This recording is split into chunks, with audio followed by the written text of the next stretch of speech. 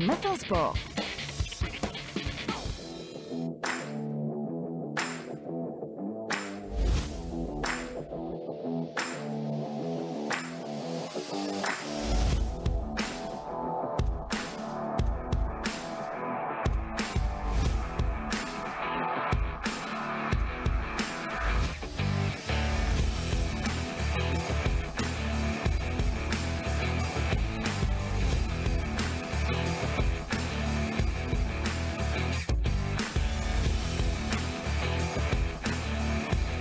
h 15 sur les ondes d'Alger, chaîne 3, c'est l'heure de l'actualité sportive avec vous, Ali Hamouche. Ali, bonjour. Bonjour Hadja. Alors, on entame ce matin sport avec du football, un choc en ouverture de la 10e journée du championnat de Ligue 1.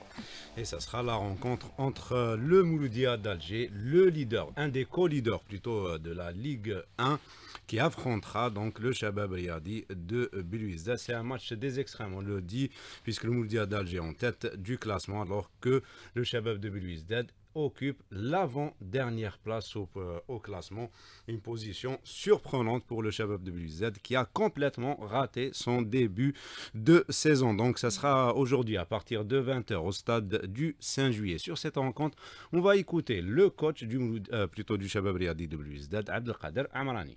مباراة محلية طبعا عندنا طابع خاص سيوري سيرتان.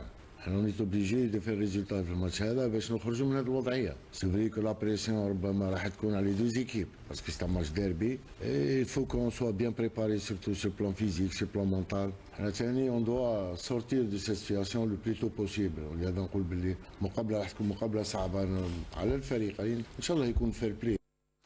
Abdelkader Amrani, donc, qui estime que ça sera une rencontre difficile face au co-leader du championnat et le Mouloudia d'Alger qui veut absolument conforter sa place de leader alors que le Chabab Riyadi de Belouizdad veut sortir de la zone rouge. Et cette rencontre, vous pourrez la suivre en direct sur les ondes d'Alger Chaîne 3 à partir de 20h. On reste avec la Ligue 1 qui se poursuivra demain avec une autre rencontre au sommet entre le CS Constantine et l'USM Alger, le co-leader de la Ligue 1. Donc ça sera à 20h en déplacement, l'USM Alger qui veut revenir avec un bon résultat pour confirmer sa bonne santé depuis quelques semaines. Et cette 10e journée de Ligue 1 qui va se poursuivre vendredi et samedi. Il y aura 2 matchs chaque jour. Pour vendredi, ça sera Olympique de Arbou en tente de Sétif à 15h. Mouloudia d'Oran, USM Khenchela à 17h45. Et samedi, Aïsochle face au NC Magra et l'Espérance de Mostaganem qui accueillera la JS Saoura. 2 rencontres ont été reportées. Il s'agit de JS Kabylie Mouloudia d'Al-Bayad et également Paradou Athletic Club face à l'US Biskra. Restons en Ligue 1. Ali, notre entraîneur, quitte son poste. La démission des entraîneurs se poursuit en Ligue 1. Donc, la direction de l'US Biskra qui a annoncé hier la séparation à l'amiable avec son entraîneur Mounir Zardoud. On rappellera que Mounir Zardoud fait partie des rares entraîneurs qui ont été confortés dans leur place à l'issue de la saison écoulée. Finalement, Mounir Zardoud ne terminera pas la saison, l'exercice 2024-2025. Après plus de 2 ans au club, la direction de l'US Biskra a également annoncé que le nom du nouvel entraîneur sera connu dans les prochaines 48 heures. Et on reste en Ligue 1 juste pour donner cette information. Pour meubler la trêve obligatoire donc pour la JS Kabylie, le Paradou Athletic Club. Donc les 2 clubs disputeront un match amical demain à Tizi Ouzou à partir de 15h afin de maintenir les joueurs en forme et dans une forme plutôt physique qui leur permettra de reprendre la compétition officielle. Il y aura également aujourd'hui de la Ligue 2 avec un match de mise à jour. Un seul match est au programme pour cette journée. Il s'agit de la rencontre entre l'AS Khroub et l'USM Al-Haras. C'est pour le compte du groupe Centre-Est et ça va débuter à partir de 15h au stade Abd Hamdani d'Al Khroub et l'USM Al-Haras qui est sur une bonne série qui occupe la 2e place au classement derrière le leader, le MB Ruisset. Et hier, il y avait 2 matchs qui se sont joués. Là, c'est pour le compte du groupe Centre-Ouest et le RC Kouba qui a été tenu en échec à domicile face à l'Azm d'Oran, 0 partout. À l'issue de ce résultat, le RC Kuba, troisième au classement avec 17 points, donc qui a raté une belle occasion de se rapprocher un peu plus du leader, l'Étoile sportive de Ben Akloun, qui comptabilise 22 points. Et dans l'autre match, le Nasr Hussein Dey, qui poursuit sa mauvaise série, donc a été également tenu en échec à domicile face au nouveau promu, la JS El Biar, un but partout. Et pourtant, le Nasr Hussein Dey est mené au score avant l'égalisation d'El Biar. Le Nasr Hussein Dey qui comptabilise 9 points et qui occupe la 14e place au classement. Football, toujours pour parler cette fois-ci des éliminatoires de la CAN 2025, on connaît les 3 derniers qualifiés. On en parle depuis quelques jours, depuis 3 jours Exactement. déjà. Donc les 3 derniers qualifiés pour la prochaine Coupe d'Afrique des Nations sont la Tanzanie, le Mozambique et le Botswana. Donc la Tanzanie qui s'est imposée hier à domicile face à la Guinée, 1-0. La Tanzanie qui devait absolument remporter cette rencontre pour disputer la prochaine Coupe d'Afrique des Nations. Mission accomplie pour les Tanzaniens.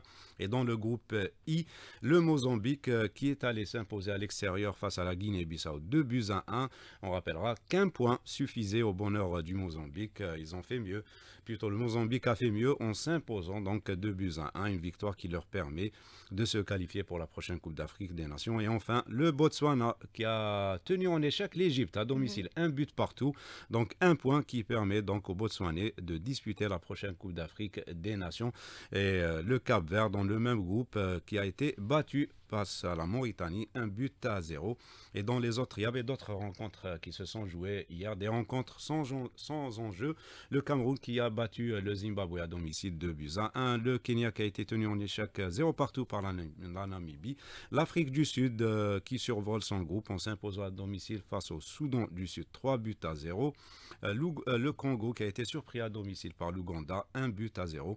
Et le carton de la soirée a été réalisé par le Mali face à l'Eswatini, 6-0. En voyage avec vous, on va en Amérique latine, à Lille, les éliminatoires de la Coupe du Monde se poursuivent. Et une journée qui a été favorable à l'Argentine, donc qui s'échappe en tête des qualifications sud-américaines pour la Coupe du Monde 2026 après sa victoire donc face au Pérou, 1-0 sur une magnifique reprise de volée de Lautaro Martinez, idéalement servi par Messi. Et ça se passait au stade de la Bombonera de Buenos Aires. Les champions du monde donc qui comptent 25 points, qui venaient d'essuyer, il faut rappeler, 3 défaites de suite, donc se sont rachetées hier en s'imposant 1-0. Une victoire précieuse donc qui leur permet de faire, on va dire, un pas pour la prochaine Coupe du Monde. C'est tout à fait normal pour une équipe comme l'Argentine, menée par Lionel Messi, qui est toujours en activité à l'image de Ronaldo avec le Portugal. Et on poursuit avec les éliminatoires de l'Amérique latine avec le Brésil qui a été tenu en échec à domicile, un but partout par l'Uruguay. Le Brésil qui occupe la 4e position au classement. La Colombie, 3e au classement, qui a été battue à domicile par l'Équateur. Beaucoup de surprises hier. Le Chili qui a battu le Venezuela 4-0. Et enfin, la Bolivie et le Paraguay. Il n'y a pas eu de vainqueur, 2 buts partout. On passe au basketball en NBA. Les Cavaliers de Cleveland essuient leur première défaite de la saison. Il a fallu bien que cette série des Cleveland, Cleveland s'arrête. Donc les Cavaliers de Cleveland qui avaient remporté 15 matchs de suite qui ont subi leur première défaite sur le parquet du champion en titre de la NBA, les Celtics Boston, 120-117. C'est vraiment un écart de 3 points seulement. Donc c'est un match comptant pour la Coupe NBA, auteur du 2e meilleur début de saison de l'histoire de la Ligue basket nord-américaine, à égalité avec 3 autres formations, donc les Cavaliers de Cleveland, donc qui n'ont pas pu poursuivre cette série, et ils ne vont pas inquiéter les Golden State Warriors qui comptent 24 succès. C'était en 2015. Boston qui s'est appuyé sur un homme super forme, c'est Jason Tatum, qui a inscrit 33 points sur les 120 inscrits lors de cette rencontre. Également, il a été auteur de 12 rebonds et de 7 passes. C'est le joueur NBA qui a le plus marqué en ce début de saison. Et un autre fait marquant hier, le joueur Russell Westbrook qui rentre dans l'histoire de la NBA, qui a inscrit hier son 200e triplé de sa carrière. Donc Westbrook qui restera donc le joueur qui a inscrit le plus de triplés devant Oscar Robertson avec les 181 triplés et un certain Magic Johnson qui a inscrit lui 138 triplés. Et on terminera avec du tennis. Rafael Nadal tire sa révérence. C'était un moment marqué, on va dire, avec beaucoup d'émotions. J'ai suivi le match, il y avait beaucoup d'émotions. Rafael Nadal qui a joué ce match sous les yeux de toute sa famille qui était présente. Et en plus, à domicile, à Malaga, devant le public espagnol. D'ailleurs, à la fin de la rencontre, il a même été applaudi par les supporters néerlandais. Mais Rafael Nadal a été battu hier donc, par le néerlandais Botic van der... c'est un peu compliqué. Le nom. Ah, c'est vraiment compliqué le joueur. Donc c'est Botic van de Saint-Schulp donc qui a été battu 2-7-0 lors de cette rencontre. Rafael Nadal espérait que ses compatriotes en double s'imposent finalement. Ils ont été également battus par la paire néerlandaise. Donc l'Espagne qui s'incline face à la formation hollandaise 2-1. Donc ce qui fait que l'Espagne est éliminée. Et ça c'est sonne. C'est la fin pour Rafael Nadal. Et quand on dit Rafael Nadal, c'est vraiment, c'est une légende. Hein. C'est 22. Il nous avait régalé. Absolument, c'est 22 trophées majeurs, donc 14 à Roland-Garros. L'Espagnol de 38 ans est le deuxième homme le plus titré en Grand Chelem. Derrière Djokovic, qui est toujours en lice, hein, qui comptabilise lui 24 titres et devant son grand rival Roger Federer et avec 92 trophées, Nadal qui est resté le plus longtemps à la tête de l'ATP avec 209 semaines. Il a également remporté 4 Coupes Davis et 2 médailles olympiques en simple et en double, c'était en 2016. Il possède, on va dire, l'un des palmarès les plus rayonnants du tennis avec Djokovic et Federer. Merci Ali Hamouche. Il est 7h26 sur les ondes d'LG Chaîne 3.